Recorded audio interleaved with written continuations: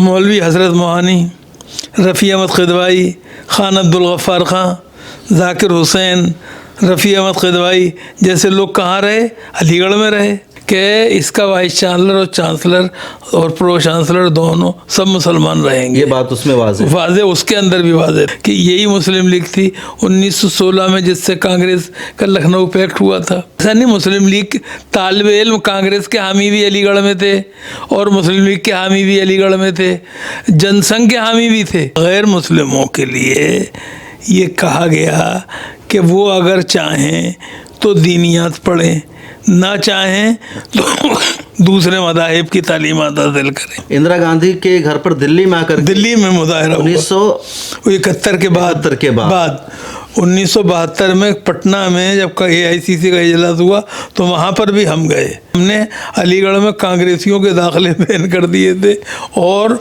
Opposition के दाखिले शुरू कर दिए थे। नहीं, उसमें ये मान लिया गया कि Aligarh university is an institution established by the Muslims of India, और अलीगढ़ मुस्लिम यूनिवर्सिटी का अक़लियती किरदार बहाल होकर रहेगा। और सिर्फ अक़लियती किरदार अलीगढ़ का नहीं बल्कि जाए मिल्लिया इस्लामिया का भी। सरकार बहुत फुदक के ऐलान करती है कि उसने पहली मुसलमान औरत चांसलर सेंट्रल यूनिवर्सिटी की जाए मिल्लिया इस्लामिया को नजमा अख्तर के रूप में दी। मिल्लत टाइम्स में खुशामदीद। मैं हूं शम्स तबरेज़ क़ासिमी और आप देख रहे हैं मिल्लत टाइम्स। अलीगढ़ मुस्लिम यूनिवर्सिटी हिंदुस्तान की कदीम तरीन यूनिवर्सिटी है और पूरी दुनिया में इसका फैज़ पहुंचता है। इन दोनों इस यूनिवर्सिटी के माइनॉरिटी स्टेटस को ख़त्म करने की कोशिश की जा रही है। सुप्रीम कोर्ट में केस चल रहा है। इसी मुद्दे पर बातचीत करेंगे मारूफ दानिश्वर प्रोफेसर अख्तरुल वासी साहब से। आपने वही तालीम हासिल की, आपका वतन भी अलीगढ़ ही है और गहरी वाबस्तगी रही है। इस सिलसिले में अलीगढ़ का जो पूरा मोमेंट है, आपको जेल तक कई मरतबा जाना पड़ा है। तो जानेंगे कि अलीगढ़ मुस्लिम यूनिवर्सिटी की तारीख़ क्या रही है, माइनॉरिटी स्टेटस का जो केस है ये क्या है, कैसे मामला अदालत तक पहुंचा है और क्या हो सकता है फ्यूचर में। सर बहुत शुक्रिया, आपने बहुत शुक्रिया। अलीगढ़ मुस्लिम यूनिवर्सिटी की जो पूरी तारीख़ है, आप इससे जुड़े रहे हैं, तो हम चाहेंगे कि स्टेप बाय स्टेप पूरी तारीख़ भी आप बताएं और मौजूदा तनाज़ो क्या है उसको लेकर के। तो पहले इसकी तारीख़ ज़रा सा देखिए। हिंदुस्तान और हिंदुस्तानी मुसलमान इस बात पर जितना फ़ख्र करें वो कम है कि अलीगढ़ वो इदारा है तालीम और तरबियत का जो कि 1875 की 24 मई को अलीगढ़ में क़ायम हुआ सर सैयद के ज़रिए, और दुनिया में अलीगढ़ को और हिंदुस्तान को ये इम्तियाज़ और शरफ़ हासिल है कि उसने जदीद और तालीम का ये पहला इदारा अलीगढ़ में क़ायम किया, जो 2 साल के अंदर ही MAO कॉलेज बन गया और 1920 में जिसे बहरहाल मुस्लिम यूनिवर्सिटी का दर्जा मिल गया। अब सवाल ये है कि वो इदारा जो मुसलमानों ने चंदा जमा करके सरकार को दिया जी, और जिसकी वजह से उसे माइनॉरिटी कैरेक्टर मिला, एक यूनिवर्सिटी का दर्जा मिला, आप उसे किस तरह से हड़प कर सकते हैं, बाहक़ के सरकार जब्त कर सकते हैं।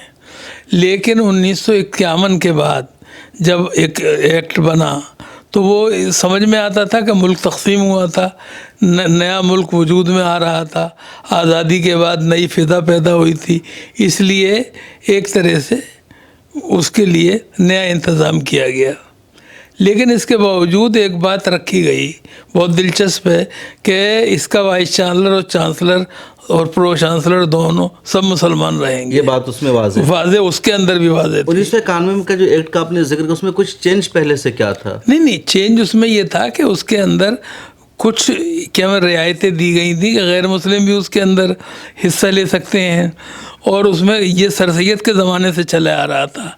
अगर आप देखें तो सर सैयद के ज़माने में जो उनके साथी थे बाकायदा तौर पे गैर मुस्लिम थे, जो असातिज़ा थे इब्तदाई वो गैर मुस्लिम थे, जो तालिबे इल्म थे वो गैर मुस्लिम थे। उनका भी नाम आता है ना, जो अफगानिस्तान में सरकार बनाई थी शेखुल हिंद ने। नहीं, तो मौलाना नहीं, वो राजा महेंद्र प्रताप सिंह ने न सिर्फ ये कि वहाँ तालीम हासिल की, वो सर सैयद की तरबियत याफ्ता थे, बल्कि हमें ये नहीं भूलना चाहिए कि मुझे जिस बात पर फ़ख्र है कि मैं जिस स्कूल में पढ़ा हूँ CTI स्कूल जो कि नुमाइश के पास है, उसके लिए ज़मीन भी उन्होंने अता की थी।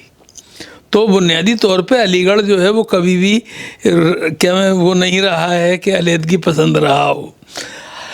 اب جو سوال یہ ہے کہ مسلم لیگ کی تحریک کا لوگ حوالہ دیتے ہیں، تو ہمیں یہ نہیں بھولنا چاہیے کہ طاقتور ذہن جس جگہ جگہ جاتے ہیں اپنی جگہ بنا لیتے ہیں۔ مسلم لیگ کی تحریک کیا رہی ہے بھائی؟ نہیں، مسلم لیگ کی تحریک 1906 میں ڈھاکہ کے اندر مولوی سلیم اللہ کی قیادت میں ایک اجلاس ہوا، اس کے اندر ایک نئی جماعت کی بنیاد رکھی گئی، اور وہ جماعت کی بنیاد رکھی گئی اس لیے کہ بنگالیوں کے اندر ایک علیحدہ شعور پایا جا رہا تھا، اور ان کے اندر اصل مسائل ان کے دوسرے تھے، تو وہ دوسری چیز تھی بالکل۔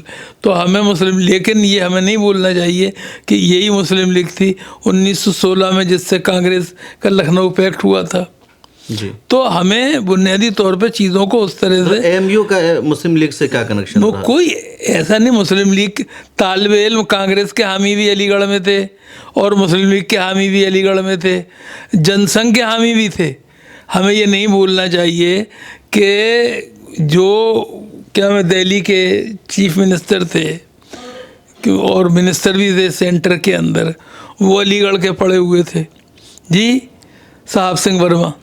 اچھا، ایک بات تھی نہیں، اسی طرح سے کانگریس میں اگر آپ دیکھیں مولوی حضرت موہانی، رفیع احمد قدوائی، خان عبدالغفار خان، ذاکر حسین، رفیع احمد قدوائی جیسے لوگ کہاں رہے؟ علی گڑھ میں رہے۔ تو علی گڑھ جو ہے، دیکھیے یونیورسٹیاں جو ہیں وہ بنیادی طور پہ ایک نئی تحریک کو، نئے ذہن کو جنم دیتی ہیں۔ علی گڑھ نے ادب کے اندر رومانوی ادب کو بھی جنم دیا، ترقی پسند ادب کو بھی جنم دیا، جدید ادب کو بھی جنم دیا، مابعد جدیدیت کو بھی وہیں سے وجود میں آئی۔ تو ایک طرح سے وہ سمجھنا چاہیے۔ 1951 کے ایکٹ کا آپ ذکر کر رہے تھے، یہ بات بھی آئی کہ دینیات پہلے لازمی سبجیکٹ ہوتا تھا، اس کو ختم کیا گیا، تب کہا گیا کہ گرانٹ ملے گا۔ ایک بات سنیے، غیر مسلموں کے لیے یہ کہا گیا کہ وہ اگر چاہیں تو دینیات پڑھیں، نہ چاہیں تو دوسرے مذاہب کی تعلیمات حاصل کریں۔ مثال کے طور پہ ہندو ریلیجن اسٹڈیز کو کریں، تو اس میں کوئی بری بات نہیں ہے، ہمیں کسی کے اوپر اپنا مذہب تھوپنا نہیں ہے۔ تو بنیادی طور پہ علی گڑھ کے اندر یہ ہوا، لیکن 1965 میں آتے آتے یہ ہوا کہ نواب علی اور جنگ جب وائس چانسلر ہو کے آئے، وزیر تعلیم شری چھاگلا کے زمانے میں، تو انہوں نے یہ چاہا کہ طیب جی نے جو 75% کیا تھا غیر مسلمانوں کا داخلہ، اسے 50% کر دیں۔ اس پر اختلافات ہوئے، اختلافات میں جھگڑا ہوا، جھگڑے کے اندر چھاگلا صاحب نے فائدہ اٹھا کے علی گڑھ کو بحق سرکار ضبط کر لیا۔ جی، نواب علی اور جنگ کو میں اللہ غریق رحمت کرے، میں انہیں اب بھی یہ دوں گا ذمہ، ان پہ الزام نہیں لگاؤں گا کہ وہ علی گڑھ کو سرکار کے قبضے میں دے دینا چاہتے تھے، ایسا نہیں تھا۔ لیکن بہرحال ظاہری بات سرکار کے وہ تھے وائس چانسلر بنائے ہوئے، تو اس لیے انہوں نے اس کی تائید کی۔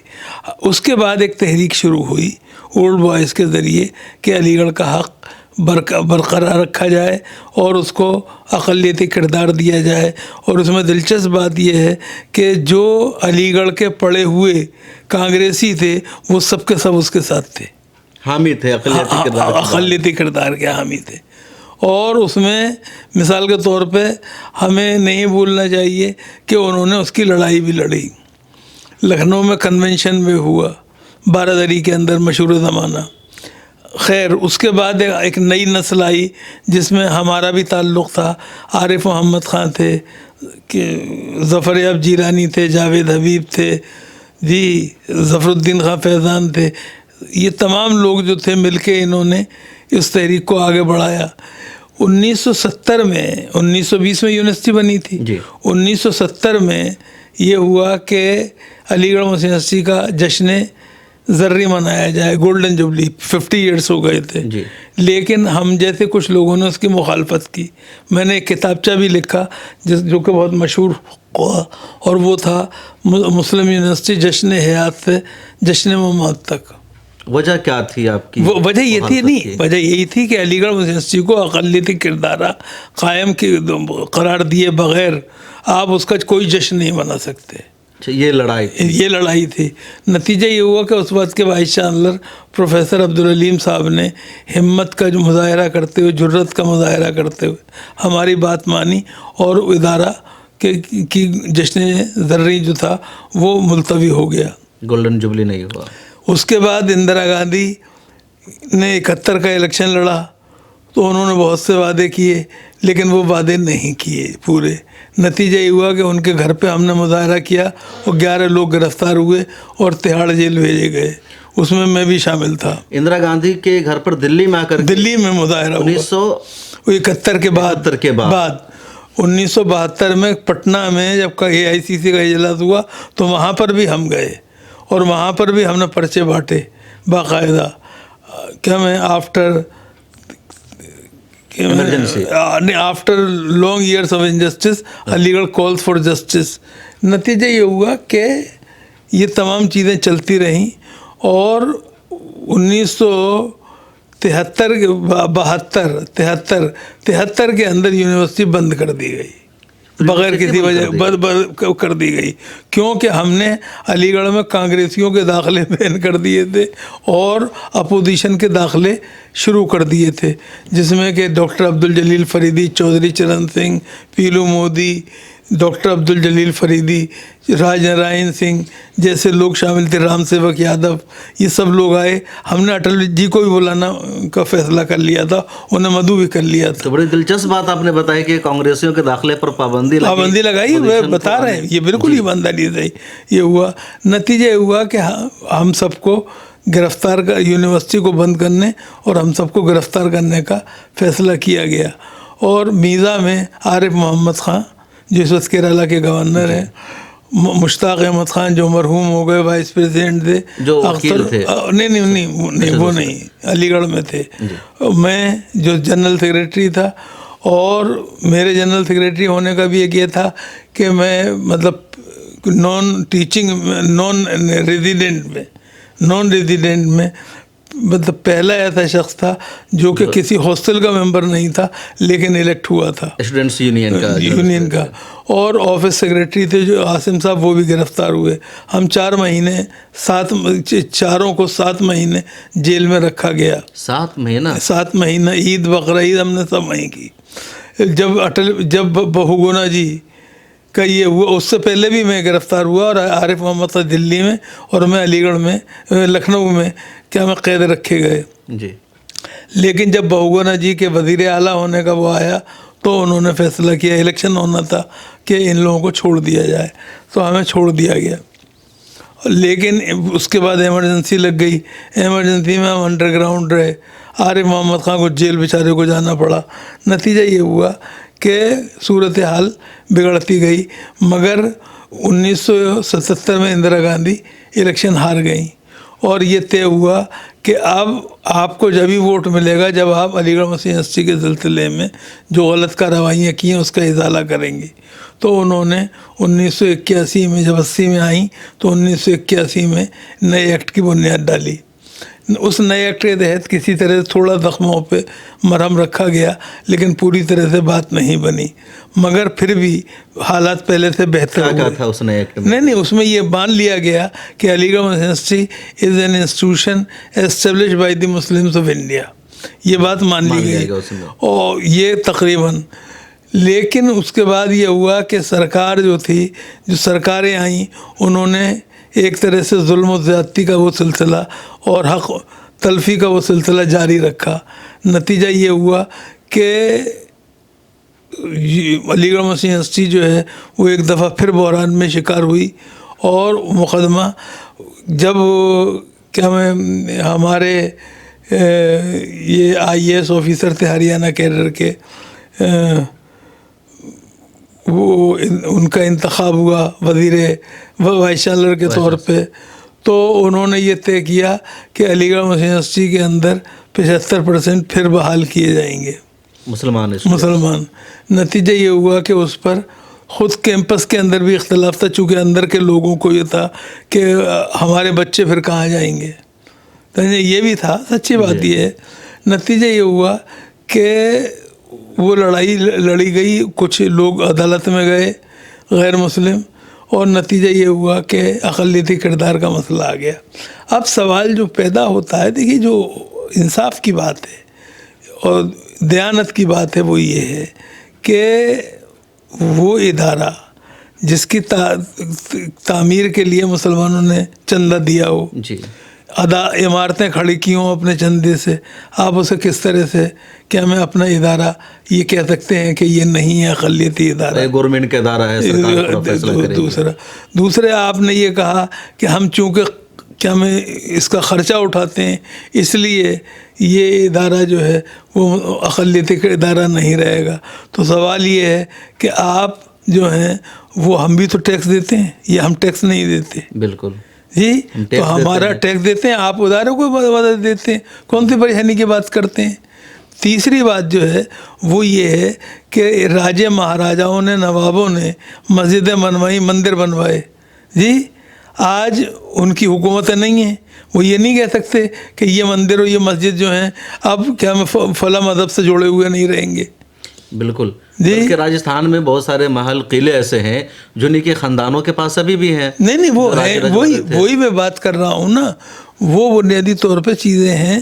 اسی طرح سے ایک سوال اور بھی ہے، وہ یہ ہے کہ انگریزوں نے اس ملک کی عمارتیں بنوائیں، جی وہ چلے گئے نئی دلی بسا کے، جی کلکتے میں بہت سی عمارتیں بنائیں. آج وہ یہ تھوڑی کہہ سکتے ہیں کہ چونکہ یہ ادارے، یہ عمارتیں ہم نے بنوائی تھیں اس لیے اس ملک پہ ہمارا قبضہ رہے گا. یہ ایسا نہیں ہو سکتا. یہ نہیں ہو سکتا ہے کہ آپ وہ حکمت عملہ اپنائیں کہ چونکہ ہم نے قرض دیا ہے، ہم نے پیسہ دیا ہے، اس لیے اس ادارے کے مالک ہم ہوں گے. تو یہ نہیں ہونا چاہیے. دوسری بات جو ہے وہ یہ کہ یاد رکھیے تعلیمی ادارے جو ہیں وہ کسی کی باپوتی نہیں ہوتے ہیں. بالکل. تعلیمی ادارے جو ہیں وہ بنیادی طور پہ اس بات کی علامت ہوتے ہیں کہ یہاں پر تعلیم ہوگی. آپ مجھے یہ بتائیے کہ جو ادارے کیا میں مسلمانوں کے آنے سے پہلے اس ملک میں بسے ہوئے تھے، بہار میں ہوں یا کیا میں شمالی ہند کے دوسرے علاقوں میں ہوں، وہ کیا کسی کی کیا میں وہ مانے جاتے تھے؟ جی جائیداد نہیں، ایسا نہیں تھا. تو ابھی جو کیس ہے علی گڑھ مسلم یونیورسٹی کا سپریم کورٹ میں جس پر بحث ہو رہی ہے، اس میں سرکار کیا چاہ رہی ہے اور یونیورسٹی کا یا مسلمانوں سرکار کا ہوا یہ ہے کہ سر اس میں کانگریس نے بہت کنفیوژن پیدا کیا ہے. اچھا. کانگریس نے پہلے مان لیا، پھر نہیں مانا، پھر کیا میں داخل کر دیا کہ وہ نہیں ہے. اب جو نئی سرکار آئی ہے، ظاہری بات ہے اس سرکار کا تو ذہن ہمیں پتہ ہی ہے بالکل کہ یہ ایک طرح سے مسلم مخالف انداز سے سوچتی ہے. اس نے ایک طرح سے جو عدالت عالی عظمیٰ جو ہے اس میں یہ اپیل جو تھی واپس کر دی کہ یہ اقلیتی ادارہ ہے، اور ایک طرح سے نیا مسئلہ پھر کھڑا ہو گیا ہے. اب اس کو لڑائی کو لڑا جا رہا ہے. مجھے خوشی ہے کہ کپل سبل صاحب جو کہ بنیادی طور پر وزیر تعلیم رہے ہیں، سلمان خورشید صاحب جن کے نانا اس ملک کیا میں اس یونیورسٹی کے وائس چانسلر رہے ہیں، خود سلمان خورشید کی پیدائش وائس چانسلر ہاؤس میں ہوئی ہے، علی گڑھ میں، نانا کے زمانے میں. تو بنیادی طور پہ یہ لوگ لڑ رہے ہیں اور یہ ایک طرح سے انصاف دلا کے رہیں گے، اور علی گڑھ مسلم یونیورسٹی کا اقلیتی کردار بحال ہو کر رہے گا. اور صرف اقلیتی کردار علی گڑھ کا نہیں بلکہ جامعہ ملیہ اسلامیہ کا بھی. جامعہ ملیہ اسلامیہ کا تو ہو چکا ہے نا بحال. نہیں جامعہ ملیہ اسلامیہ کا فیصلہ جو ہے جسٹس احمد صدیقی نے دیا تھا، لیکن جسٹس احمد صدیقی کے فیصلے کو ہائی کورٹ میں چیلنج کیا گیا. تو اس پر اسٹے لگا ہوا نہیں، لیکن وہ چل رہا ہے، مگر ایک طرح سے وہ بھی فیصلہ ہو نہیں ہے فائنلی. ابھی جو علی گڑھ میں مسلمانوں کو کتنا فیصد ریزرویشن مل رہا ہے؟ دیکھیے ایسا ہے کہ مسلمانوں کو ریزرویشن مل رہا ہے. اور ایک بات یہ سمجھنا چاہیے کہ علی گڑھ نے اپنے دروازے کبھی شروع سے لے کے آج تک بند نہیں کیے. علی گڑھ کا پہلا گریجویٹ ایشوری بابو ایشوری پرساد تھے، ہمیں یہ نہیں بھولنا چاہیے. جیسے ابھی جو معاملہ چل رہا ہے، اگر اس میں جو سرکار چاہ رہی ہے، نہیں وزیٹر جو ہے آج بھی وزیٹر جو کیا میں جو بھی صدر جمہوریہ ہوگا مرمو ہیں آج کل، تو وہ رہیں گی یہ تو نہیں کہا کہ صرف مسلمان رہے گا. نہیں، جیسے علی گڑھ کا جو مسئلہ ہے، جو سرکار کی مانگ ہے یا جو معاملہ چل رہا ہے، تو اگر اس میں ان کی جو مانگ ہے کہ اس کا جو وائس چانسلر ہے اس میں مسلمان ہونے کی قید نہیں ہوگی، ساری چیزیں ختم ہو جائے گی، ایسا؟ نہیں وہ ظاہری بات ہے. وہ جب آپ ایک اقلیتی کردار نہیں رہے گا تو یہ تمام چیزیں وہ ختم ہو جائیں گی، لیکن بنیادی طور پر ختم نہیں ہونی چاہیے. جی. اس لیے کہ ان کی پہچان، علی گڑھ کی پہچان جو ہے وہ انہی سے ہے. ہمیں ایک بات اور نہیں بھولنی چاہیے، سرکار بہت پھدک کے اعلان کرتی ہے کہ اس نے پہلی مسلمان عورت چانسلر سینٹرل یونیورسٹی کی جامعہ ملیہ اسلامیہ کو نجمہ اختر کے روپ میں دی، لیکن ہمیں یہ نہیں بولنا چاہیے کہ علی گڑھ مسلم یونیورسٹی کی دسمبر 1920 میں چانسلر، خاتون چانسلر، الیکٹڈ چانسلر قیامہ سلطان جہاں بیگم جو تھیں وہ ہوئی تھیں. تو ایک طرح سے علی گڑھ نے یہ کام کیا ہے. اور علی گڑھ میں بنیادی طور پہ یہ کیسے دلچسپ بات ہے کہ ایک طرف تو آپ کہیں کہ اقلیتی کردار نہیں ہے، دوسری طرف تمام لوگ مسلمان افسران آتے رہے ہیں وہاں پر. پچھلے دنوں تو وزیر اعظم نریندر مودی بھی، ان کا جو پروگرام تھا 7 سالہ، اس میں انہوں نے خطاب کیا تھا اور اعتراف کیا تھا علی گڑھ کی. انہوں نے علی گڑھ اسے منی انڈیا کہا تھا. جی. منی انڈیا کہا تھا. تو اس کو یہ یہی تو ہے نا کہ کہیں پہ نگاہیں کہیں پہ نشانہ. یہ سوال بھی بہت زیادہ اٹھایا جاتا ہے کہ علی گڑھ مسلم یونیورسٹی میں جو مسلم لفظ ہے اس کو ہٹایا جائے گا، اس کا نام تبدیل کیا جائے گا، علی گڑھ کا نام بھی تبدیل کیا جا رہا ہے، ہری گڑھ رکھا جا رہا ہے. دیکھیے ایسا ہے کہ بنیادی طور پر بنارس ہندو یونیورسٹی کا نام کیوں نہیں بدلتے آپ؟ کیوں ہمت آپ پہ نہیں ہے؟ جی سوال یہ ہے، علی گڑھ وہ 15 میں بنی ہے، یہ 20 میں بنی ہے، دونوں کا ایک طرح سے وہ ہے، دونوں نے فیصلہ کیا اپنے اپنے بچوں کو پڑھائیں گے. جی مہاراجہ بنارس نے بڑی فراغ دلی کا مظاہرہ کیا تو علی گڑھ اور بلند شہر کے رؤسا نے بڑی ہمت سے کام لیتے ہوئے اور وسعت قلبی سے کام لیتے ہوئے کام کیا یہاں پر. تو ہمیں ان چیزوں کو نہیں بھولنا چاہیے. بالکل. تو بہت شکریہ. ہمارے ساتھ ہے پروفیسر اختر الواسع صاحب. جیسا کہ انہوں نے بتایا کہ علی گڑھ کے مائنورٹی اسٹیٹس کی جو لڑائی ہے یہ ابھی کی نہیں بلکہ 1951 میں یعنی آزادی کے بعد ہی شروع ہو گئی تھی. لگاتار کوششیں جاری رہی، جیل جانا پڑا، مہینوں رہنا پڑا اور ابھی تک وہ لڑائی جاری ہے. معاملہ سپریم کورٹ پہنچا ہوا ہے کہ اقلیتی کردار اس کا رہنا چاہیے یا نہیں رہنا چاہیے.